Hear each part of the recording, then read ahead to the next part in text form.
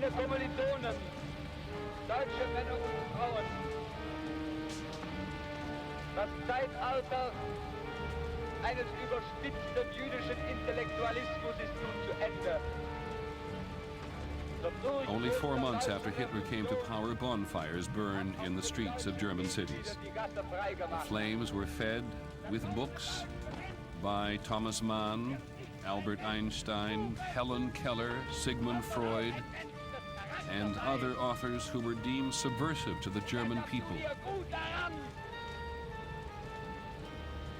Hier sind die geistige Grundlage der Novemberrepublik geboren. Democracy in Germany was dead. Aber aus diesen Trümmern Hitler's own book, Mein Kampf, My Struggle, was now the blueprint for Germany's future.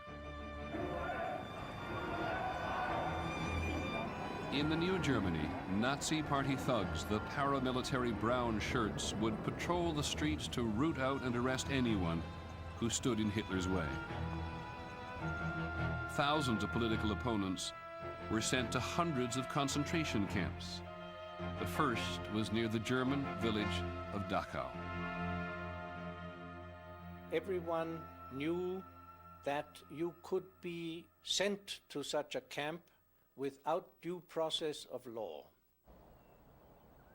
We had a verse that was widely recited: Lieber Gott, mach mich stumm, dass ich nicht nach Dachau komm. Dear God, strike me dumb so that I won't be sent to Dachau. In the new Germany, everyone was classified by race. In the new Germany, only those who Hitler considered perfect, the purest members of the Aryan race, were welcome.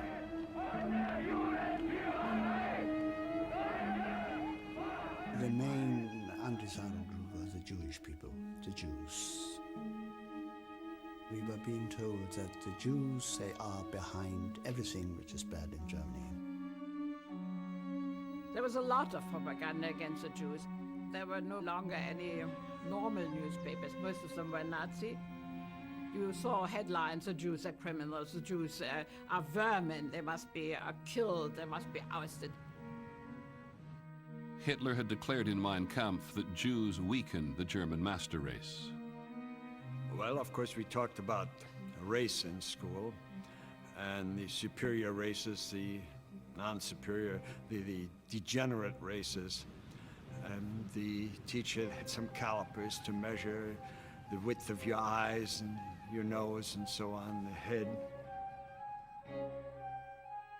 In our classroom, we had a poster.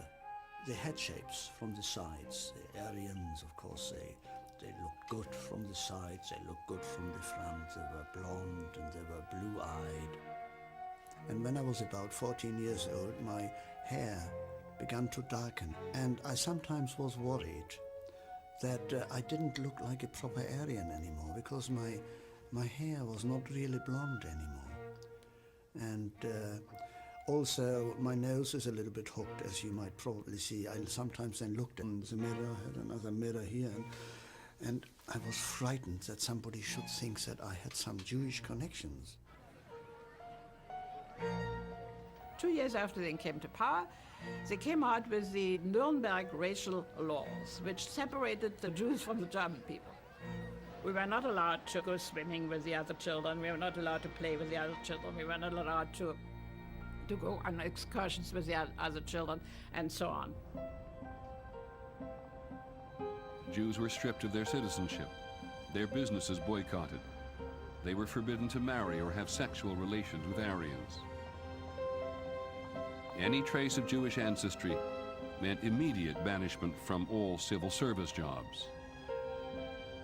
I was classified a quarter Jew, a Mongol of the second degree. I was dismissed from the public service.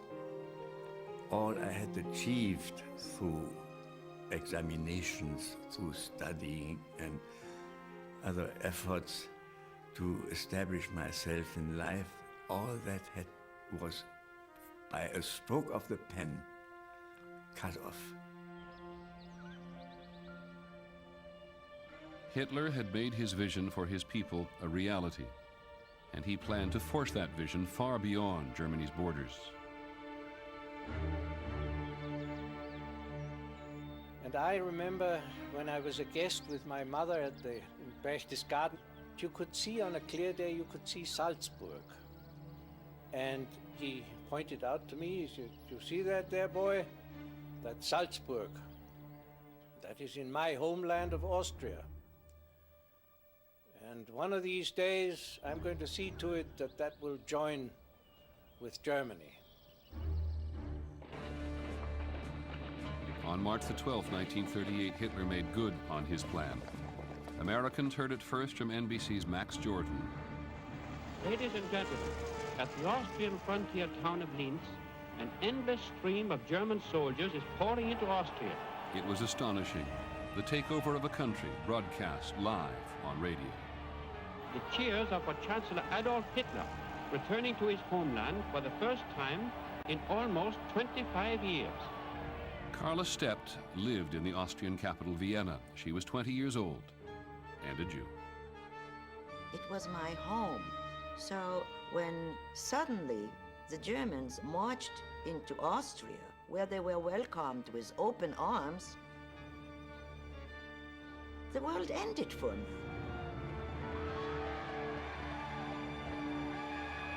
It was a Friday evening.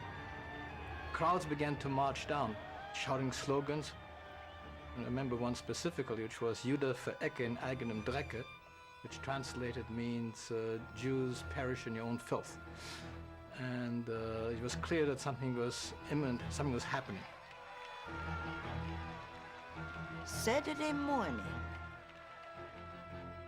the brown shirts and black shirts already started to go against the Jewish population.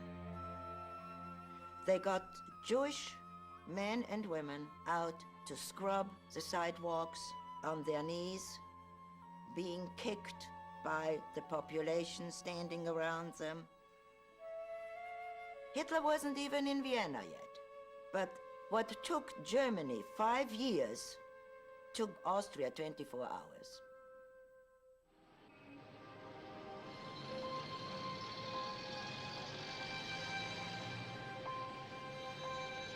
In the spring of 1938, few Americans could avoid the news of Hitler in Germany. The parade through Berlin's Tiergarten shows that once again Germany has a real army. That would mean war. When will Nazi aggression end? The democratic nations draw together against Suddenly, as if in warning to the rest of Europe, Hitler orders all Germany to mobilize at its full war strength. 1.5 million. Growing anxieties over the increasing power of the Third Reich turned a heavyweight boxing match in June 1938 into an international showdown. In one corner of the ring would be Hitler's pride and joy, Max Schmeling. In the other, the American champion, Joe Louis. Joe symbolized not only the fight against discrimination, but the struggle against fascism at a time when the entire world was talking about Hitler and Mussolini, anti-Semitism. Under the ring, Max going around him. Joe Louis led quick with two straight lefts to the chin. There was tremendous tension. A left to the jaw, a right to the head, and Donovan is watching carefully. I was glued to the radio. Louis measures him, right to the body, a left hook to the jaw, and Schmeling is down. We just exploded, shouted, wow! The count is 5, 6. The men are in the ring. The fight is over. Max Schmeling is beaten in one round. People shouted out of their windows, Joe won! Joe won, all up and down the neighborhood. And still champion, Joe Louis! We won. It was a victory. And we needed victories very badly at the time. When 21-year-old Milt Wolff heard the news about Joe Louis, Wolff was already fighting against Hitler in the Spanish Civil War. In that war, Nazi Germany was supporting Francisco Franco's fascist rebels who were about to overthrow Spain's freely elected government.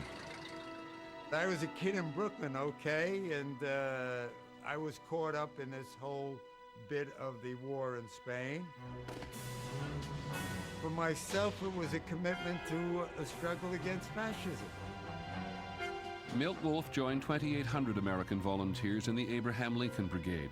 In defiance of American neutrality, they went to defend democracy in what was widely seen as a dress rehearsal for the greater battle with Hitler.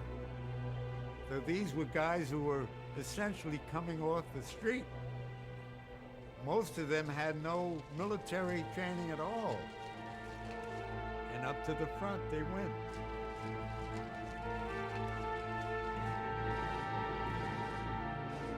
They were hitting us with artillery. And they were strafing us with the German planes. And guys were getting killed and wounded.